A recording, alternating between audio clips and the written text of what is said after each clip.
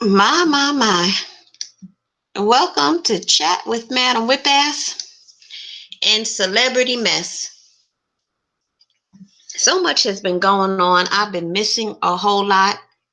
I really have. I just found out that Joh'vonnie Jackson is coming out with a book, or her book came out on Valentine's Day. Um, Leola Brown, Bobby Brown's sister, um, released a book about Whitney and Bobby Christina. And then you have Wendy Williams passing out again on the show and taking a 3-week leave. Did she say she has Graves' disease? Is that what it's called, pertaining to her thyroid issue? Well, let's just start with Wendy. You know what? That might be the case, but I'm sure that health scare and this Graves' disease, if I'm correct, it's aggravated by the stress of her life and her marriage. And I don't know why old girl is putting herself through this.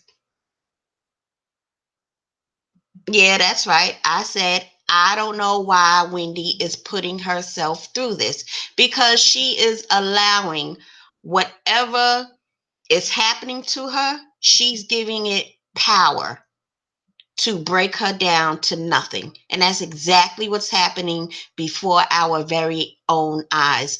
And Wendy's a much stronger woman than that. She's just very weak right now. And if I can just offer some words of encouragement and strength, if she should ever get this video, I just hope that the sound of my voice can make her rise up and make the right decisions for her and her only, not for Big Kevin, not for uh, son Kevin, but for Wendy. Wendy needs to make sure she's okay.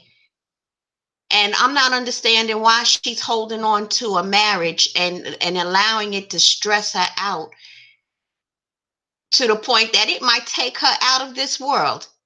And that's worth you leaving this world in a month or two or a year and not being able to uh, be around to see your grandchildren from little Kevin, to see him get married, see him finish college or make something out of himself, whatever his goals he has, going on for himself right now. You're going to let Big Kevin rob you of this? Really, Wendy? Really, Wendy? This is what it's come down to, because you are so hooked on the concept, the ideal, the love of your marriage, which ain't there no more. Now, I don't know how long it's been gone, but you know. If it's over, it's over. Let it go. It's not like you'll never be able to date somebody else, Wendy. Maybe it's time for him to move out the way so somebody better can come through. But you'd rather make yourself sick to the point where it just might take you out of this fucking world before your time. This is the choice you're making, Wendy. I know it's painful. I know it hurts. It hurts like hell. But if you got to cry and lock yourself in a room and scream and punch walls, you do what you got to do to get this shit out of your system and pull yourself up by your bootstraps and walk tall and strong and get back on task and on point and continue to raise your son. Enough of this. Stop it now. You done cried and stressed over this a bit too much now. I really think you're overdoing it. Now I'm going to give you some time to cry and sob and weep and be depressed and mope about it just for a little bit longer. 45 days, and that's it, Wendy. In 45 days, you better have grieved the end of this marriage, this relationship, and start getting to know Wendy as a divorced single parent. It's not as bad and scary as you think. Once you accept it and adjust yourself to it and eventually embrace it, you're gonna love it. Every bit of it. And you're gonna look back and say, what the fuck was I doing laying in bed in the dark, even on sunny days, under the covers, sobbing, can't even move, can't even eat. The hell was I doing to myself? You're going to be in awe how you allowed this man to debase you down to a heap of shit in the bed under the covers. And you know what? It's all right for now, but it's time for you to get up out of it now. At least soon. 45 days, Wendy.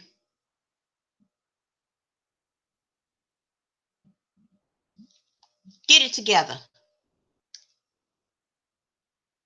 Ain't nobody got time to be turning on your show and watching you pass out and trying to play it off like everything is wonderful in Hunterville. Hunterville is killing you. Move out of that bitch. You got enough money, sell the house, give the house to that fucker. If you got to split $60 million, he get 30, you get 30. It's not a big deal, Wendy. It ain't like you can't make that 30 back.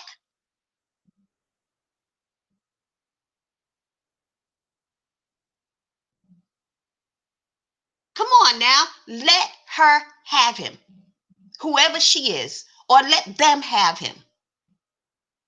Please. Let them do you this favor. Let that bitch do you a favor and take him off of your hands. It ain't that damn serious. I promise you it's not.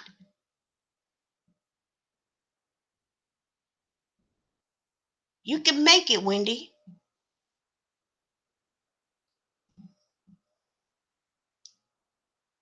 You can make it.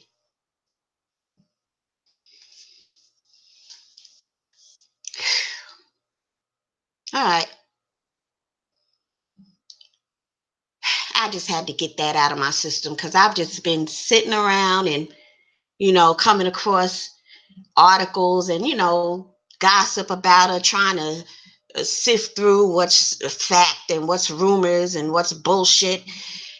And there's always a little bit of truth in a rumor. But Wendy's going through something right now. And I just need her to come out of this funk. I think she's been in it long enough, a little bit too long.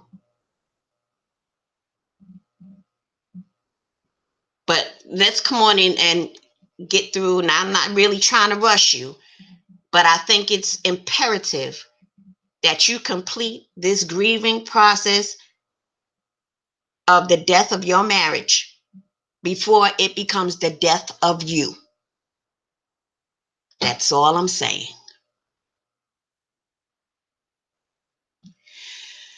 Moving right along. Leola Brown, Bobby Brown's sister. Boy, oh boy, oh boy. I did not talk about the interesting situation that happened where Rhea, who is Rhea? Rhea is Whitney Houston's niece, who is the daughter of Whitney Houston's brother. What was his name? Gerald? What's his name? Gary. And his wife, Patricia. And I guess it was about a month or two ago or so Was it around the holidays or something? Raya was on Snapchat or Instagram, one of them websites, and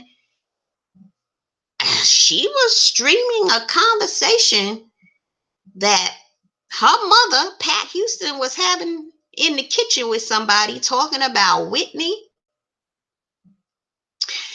and Bobby Christina. And she made some statements, you know, Gary, which is her husband, Raya's father, he drove his daughter to school every day. And if he didn't drive her to school, I did. She barely took the bus. And how Bobby Christina didn't even finish the 7th grade. Bobby Brown didn't care nothing about Bobby Christina getting an education. None of them did, according to what she said. And people took that as Pat trashing Whitney and talking bad about Whitney and Bobby Christina. You know what I have to say about that part right there? Sometimes the truth is ugly and it hurts.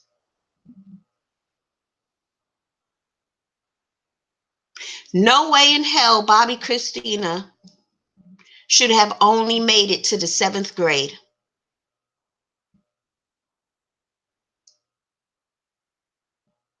And I'm tired of shit being a certain way and people shouldn't have a right to speak the truth. Truth is the truth. Raya is in college. Education apparently was a very important value to Pat and Gary Houston. Raya is a very poised young lady. She has talents. And you have to lend that to how she was raised by her parents.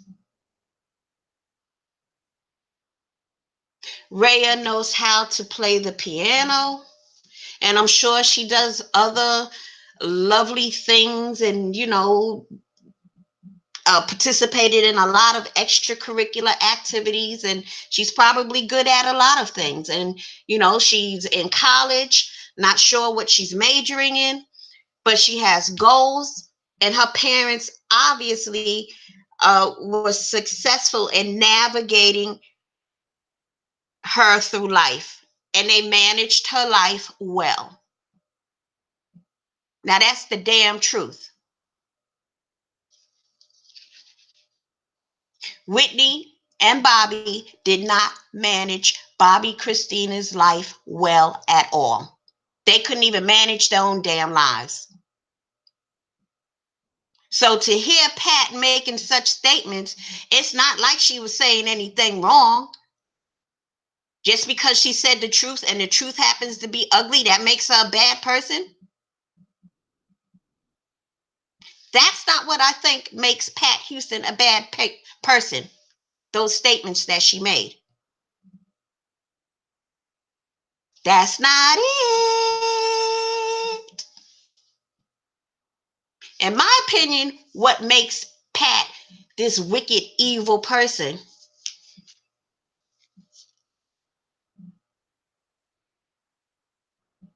and those surrounding Bobby Christina, especially after Whitney passed.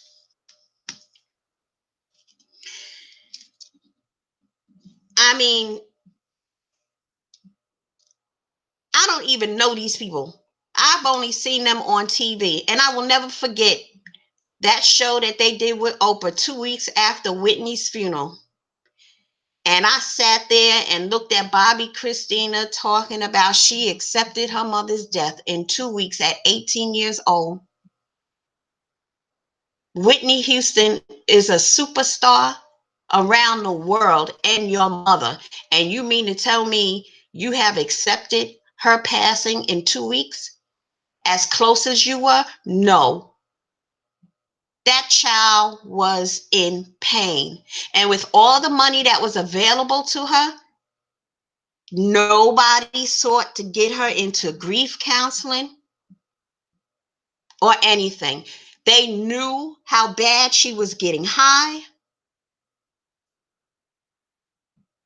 And Pat Houston did nothing to curb her negative extracurricular activities, which was drugs. You give her access to thousands of dollars, which is rightfully her money. But you look at, what's that white girl? Britney Spears. When that chick was losing it, her parents went to court and they got a conservatorship or something like that. In other words, they stopped her money. And she was an adult and they stopped her money until she can get herself together. Her parents did everything that they could to keep that chick from killing herself.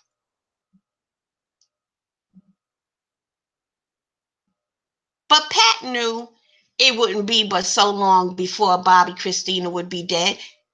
I knew that. A blind man could see that. And this is your niece. You've been down with Whitney for years and you knew the insides and the outsides of their family life situation and what they were doing. Pat, you knew within about a good 3 years, which was probably too long, surprisingly, that Bobby Christina would be dead, because I knew it.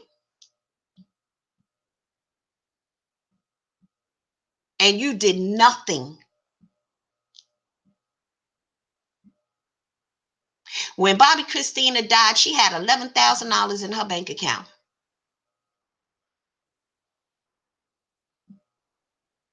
You're going to give a young junkie like that, the product of Whitney and Bobby, allow her to have that kind of money so she can just get high all she wanted, had her own townhouse, and you just have your druggy friends over and you all just do drugs. You wake up high and get fucked up from the time you wake up to the time you go to bed, which might be 3 or 4 days later.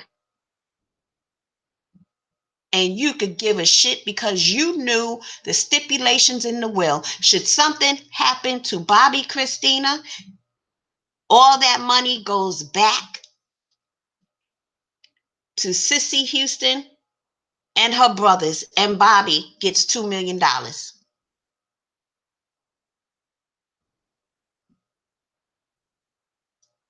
You didn't let Bobby Christina have her money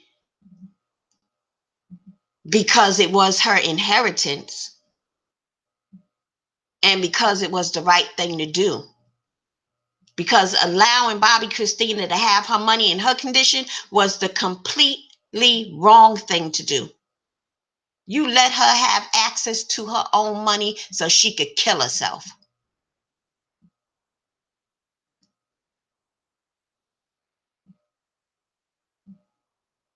And then at the after party,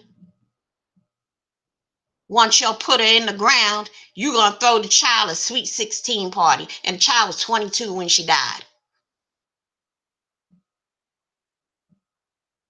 You couldn't give her those flowers while she could smell them? Really, Pat? That shit right there is evil.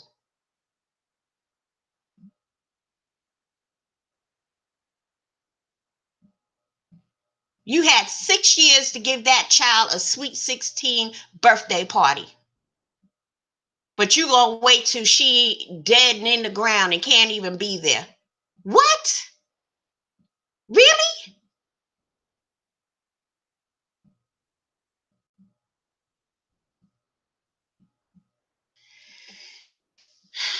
Moving on. Let me just pause for a minute or so. I need to release a bit because I just let out some deep heavy shit. I just said some stuff I didn't even plan to say. That shit just flowed. And when I flow like that out the blue and it just comes out like that, you just witnessed the Lord with me cussing and all. Because I only know how to speak the way I know how to tell it.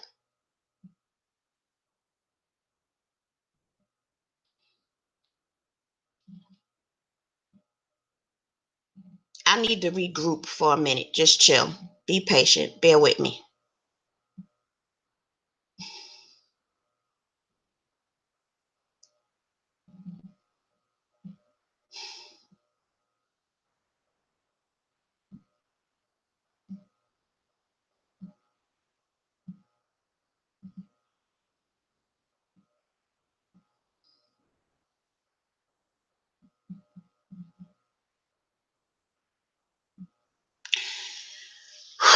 Whew. All right, let's move on to Joh'vonnie Jackson. Who is Joh'vonnie Jackson? You never heard of Joh'vonnie Jackson? Really? Oh, come on. Surely you've heard of Joh'vonnie Jackson. Joh'vonnie Jackson is one of Joe Jackson's daughters that he had with another woman who lived like maybe a couple of miles away from the Jackson compound in Encino, California. And she was born the day after Michael Jackson's 16th birthday. Yes, she was. Like to see her? Well, let's go to her website and see what we can find. Hold on for the screen share.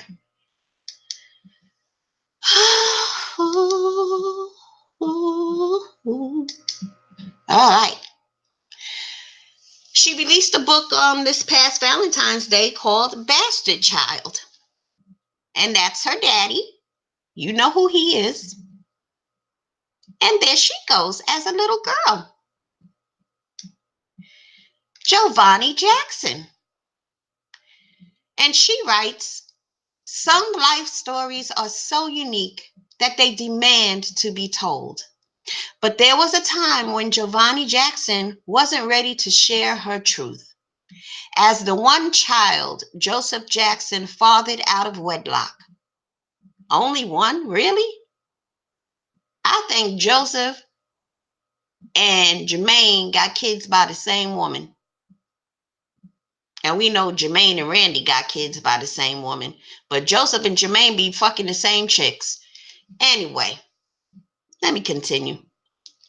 Joh'vonnie experienced an oftentimes emotionally chaotic, underappreciated, and uncelebrated life compared with those of her world-famous kin, some of whom saw her very existence as a threat to their public image.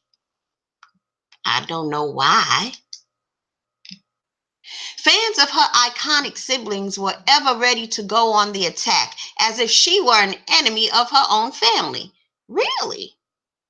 As she grappled with her father's complicated legacy and forged her own path as a mother, poet, designer, and author, Joh'vonnie came to understand her station in life and sense of value and worth, equal in every way with this larger-than-life family. Bastard Child is a bracingly honest memoir that will, for the first time, bring Joh'vonnie and the honest, complicated, and thoroughly American history of the Jackson family to the world as it has never been known before. You know, I think I might buy this book and read it and do a review. Why not? There she goes. Joh'vonnie. Bastard Child, Miss Jackson, if you're nasty. Contact You can get the book on Amazon. I think it's like $18. You know what? I'll probably reach out and get it.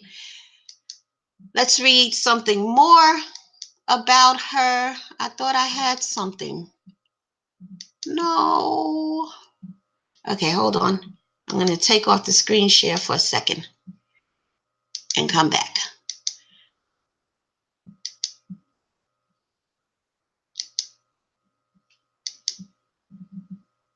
And come back.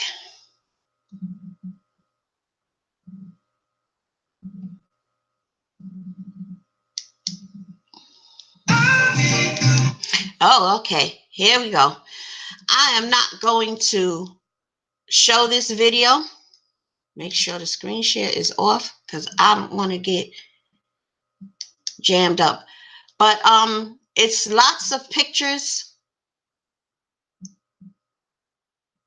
and but it's a lot of text. So I'm just going to read the text throughout this video. Let me turn the volume down just a little.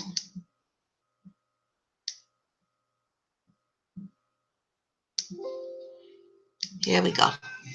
The half-sister of Michael Jackson has revealed how she was shunned by the Jackson family for most of her life and humiliated by the king of pop. In an exclusive interview with Daily Mail TV, Joh'vonnie Jackson, whose mom was a secret lover of Jackson family patriarch Joe, tells of her heartache at being treated like an outsider by the famous family and revealing details of her new book, Bastard Child. She claims she was mentally tortured by her older brothers and sisters and cruelly snubbed at music concerts and family events. Joh'vonnie, born the day after Michael Jackson's 16th birthday, is the product of a 25-year affair Joe Jackson had with her mom, Cheryl Terrell.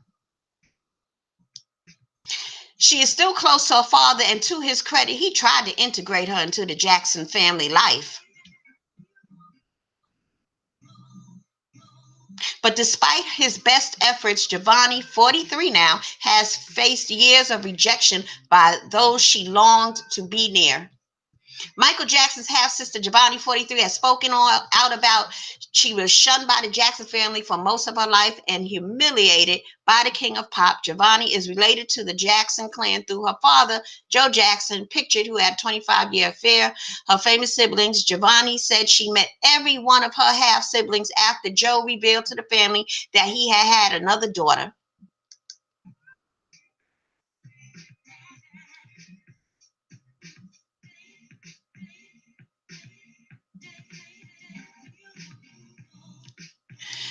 Pictured above, left to right, Rebe, Randy, LaToya, Michael, Jackie, Marlon, Janet, and Tito Jackson. I was very aware that I was in the Jackson family growing up. I saw them on TV. I listened to their music, she explains.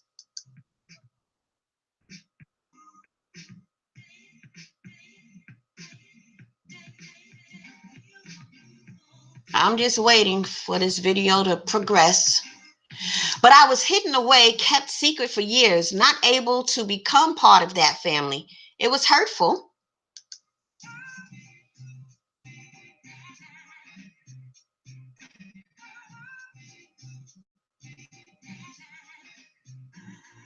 Eventually, Joe Jackson's secret daughter was revealed to the rest of the family, but the Jacksons would not accept her. I have met every single last one of them, but for some reason, there has always been something stopping them from accepting me, from being close to me, explains Joh'vonnie. Of course, when I was around them, there was a show of love, but once I was gone, there was no phone calls asking how I'm doing or how is my daughter doing. It's upsetting, real hurtful, and I still feel rejected. Even when my mother died in 2014, the first person who called me was their mother, Catherine. The only sibling to call was Rebe. She's the only one who really cares. I later said to my brother Jermaine, my mother died. He started stuttering and said, I was going to call. It was a wake-up call. It let me know my position in the family. As far as I'm concerned, they can all kiss my ass. Amazingly, the wedge driven between Joh'vonnie and the rest of the family grew so vast from her childhood that she didn't meet older brother Michael until she was 29. They met in 2003 at Michael's Neverland Ranch, where the entire Jackson clan had converged for a family reunion. But as she stood before her superstar brother, her excitement was snatched away by the singer's cold, emotionless demeanor. Joh'vonnie, born the day after Michael's 16th birthday, is the product of a 25-year affair. Why do they keep repeating this?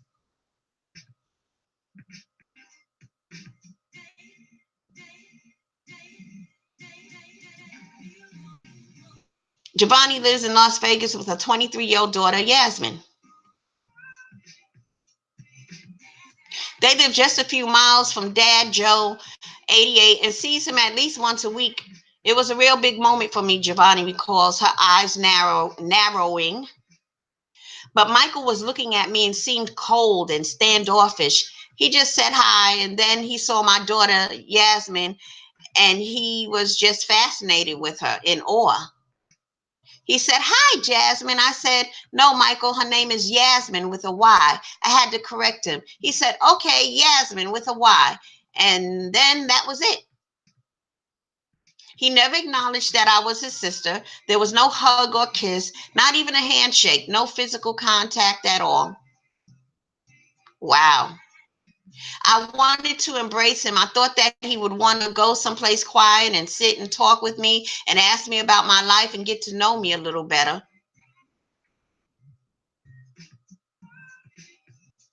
It was very hurtful. He wasn't interested at all. Joh'vonnie's heartache was compounded by Michael's continued interest in his then 8-year-old niece. With my daughter, he was totally different. She got hugs and kisses, everything I didn't get. I'm woman enough to admit I was jealous. We met outside by the movie theater. There was a bunch of people there. I never did get a chance to speak to Michael properly.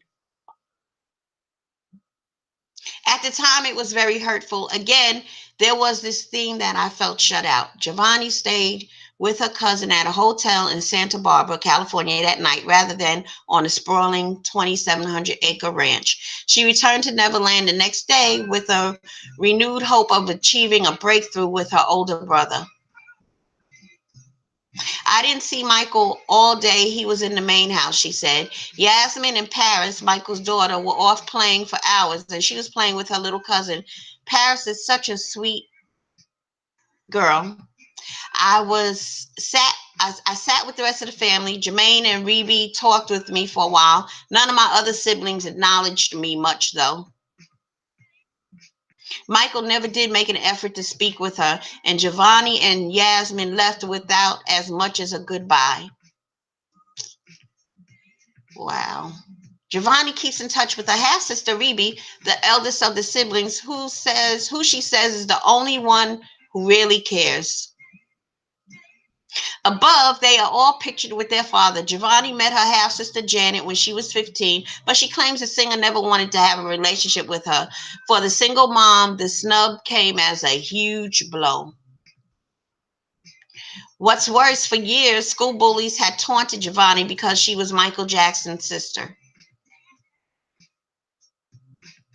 Yet in reality, he refused to have anything to do with her. I got beat up every single day because I was Joh'vonnie Jackson. Shit, Joh'vonnie, I got my ass whooped because of your brother too. Don't have me go there and tell that story. I had the hardest childhood. It was just as blue as Michael's and just as blue as my other brothers and sisters. And then to grow up and they don't want nothing, they don't want to have anything to do with me. I get so irritated with my parents because I didn't ask to be here. That's right. Jackson insiders claim the rift between the pair was mainly due to Joe's devotion to Joh'vonnie. Michael loathed the fact that Joe favored her over the rest of his siblings. Joh'vonnie and her mother lived at just 5 miles from the Jackson home, and Joe would visit most days, lavishing Joh'vonnie with gifts. This was made worse when Michael's parents ended up living separate lives, and Joh'vonnie, then in her early 20s, moved in with Joe in Las Vegas and worked as a baggage handler at the airport. For Michael, it was unsettling and again fueled the rift. In her new book, Bastard Child, she describes being mentally tortured by her older brothers and sisters and cruelly snubbed at music concerts and family events.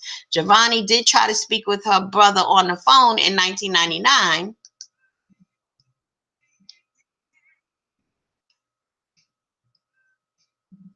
Catherine was at the Vegas house with Joe when Michael called to speak with his mother.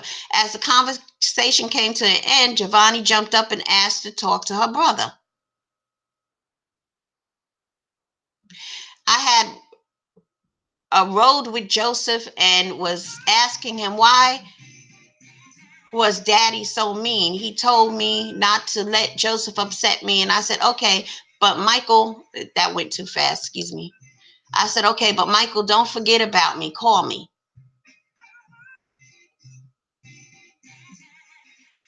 I thought he was being nice, but I never heard from him after that until we met at Neverland.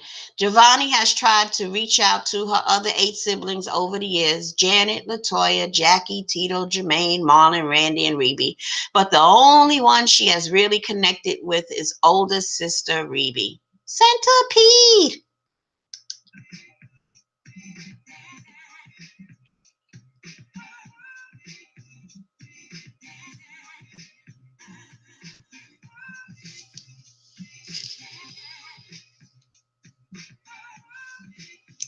Reby has been very consistent with guidance and love, she said. You can walk into a home and feel the love. She's so sweet. She and I are very, very close. Oh, that's all you need then, Joh'vonnie. I'm sure Reby got enough love for you for all of them fuckers. Fuck them. Let them kiss your ass, just like you said. My other sisters, not so much. I met Janet when I was 15. I saw her that one time, and it was clear she never wanted to have a relationship with me. I could never really understand why. Because she's devoted to mother.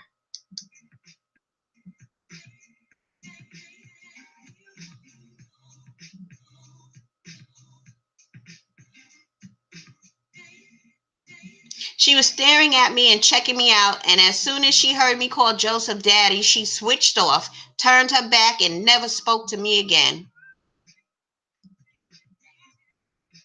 Joh'vonnie was proud of her famous big sister and recalls going to dozens of Janet and Michael's concerts.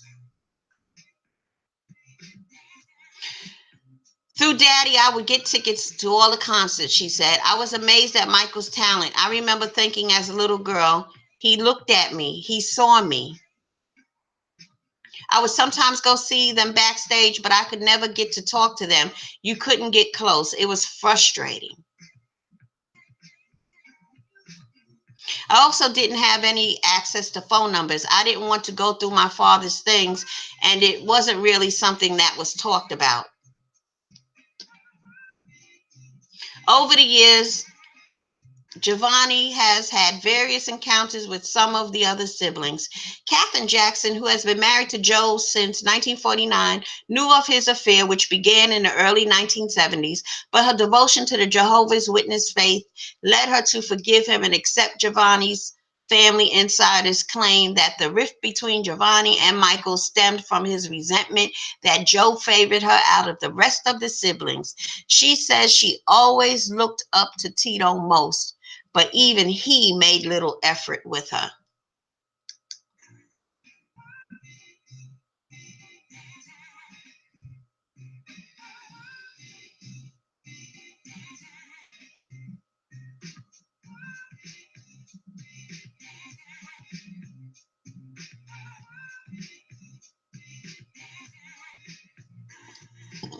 Joh'vonnie said of the family rift, it is what it is. I love my brothers and sisters no matter what they do. What is said about them, how they act, whatever, it's unconditional for me.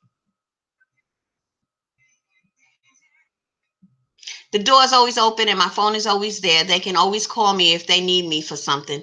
I don't think they're going to need you for anything, honey. Not if you was working a baggage claim at the airport. But I don't feel that that is extended for me. I feel rejected by some of the family. Unusually, Joh'vonnie is no stranger to the Jackson family home in Encino, having been there with Joe several times.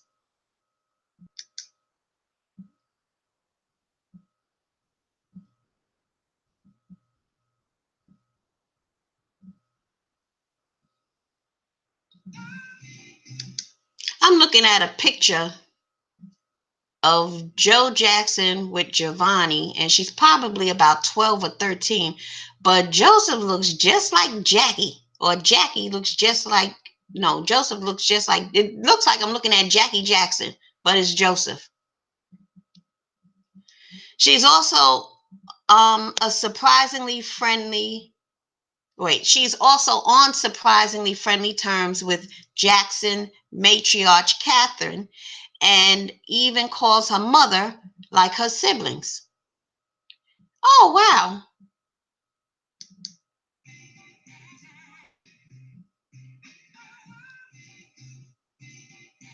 Catherine knew of Joe's affair, which began in the 1970s. I don't know why they keep repeating the same information.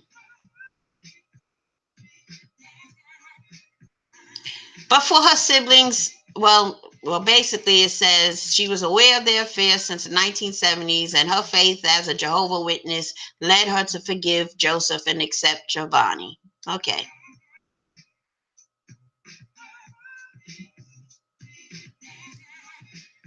But for her siblings, acceptance didn't come so easy. I would be shopping in an apartment store and would see Latoya, but I couldn't talk with her because I didn't feel she wanted to talk to me.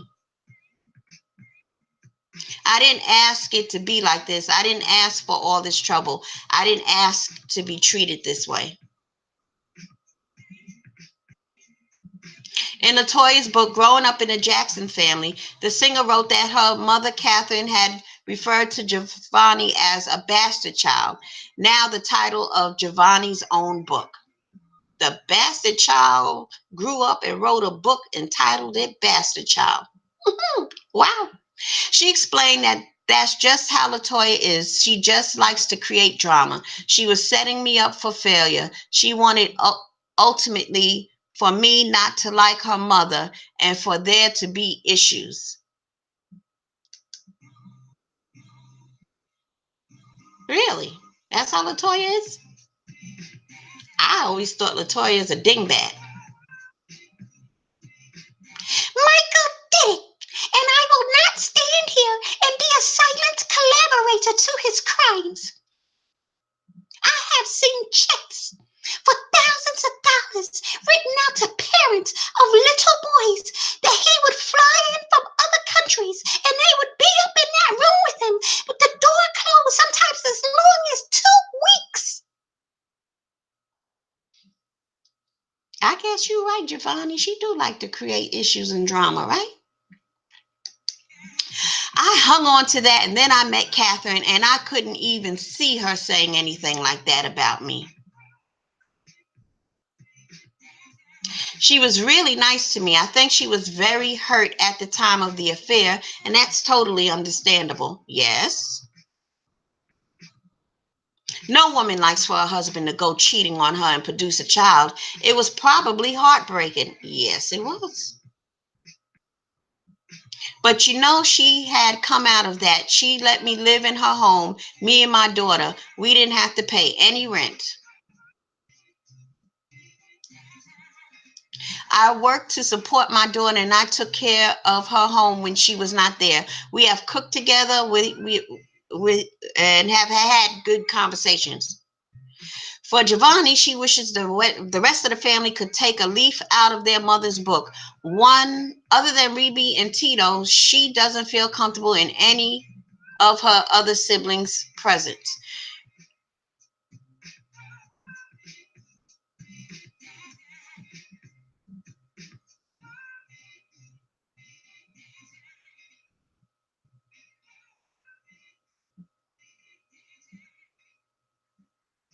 Um,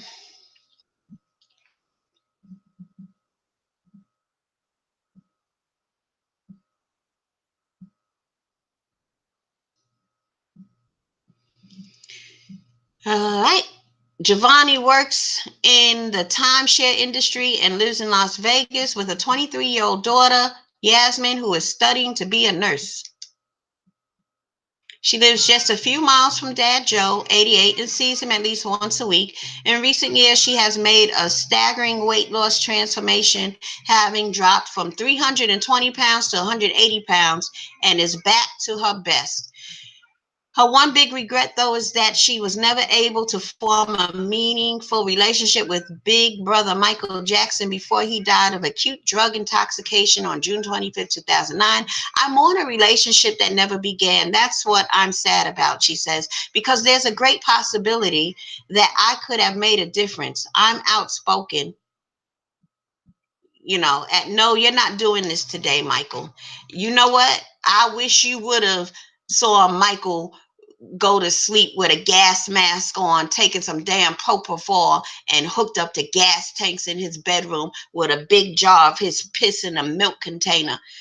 And you talk about, no, you're not doing this today. He definitely would have kicked your ass to the curb forever, and you would have never even been able to smell him again. You would have to know your place. And your place would be, yes, Michael. That's it. You watching Michael kill himself. Your role was to, like everybody else, yes, Michael. You got it twisted, girlfriend. I could have made a difference and stopped some of the things he was doing to himself. It's sad, and I'm not going to continue to beat myself up about it because that wasn't my doing. These are decisions that he made. Joh'vonnie writes of her journey as an outsider to the Jackson family in her new book, Bastard Child, which hits the shelves today. I wanted to be able to write a book because I wanted to tell my side of the story and what happened with my life, she explains. So many people have these assumptions about what was going on with me. I'm so misunderstood. Everybody's saying I just want to be famous and all these other things, which are absolutely not true. The rest of the family gets to tell their side on everything. Why shouldn't I have the right to tell what my life has been like and be honest and authentic about it? Joh'vonnie's book, Bastard Child, is available on Amazon. Wasn't that interesting? Well, all right. Enough is enough. I am done. Thank you for tuning in. Miss you much. Peace.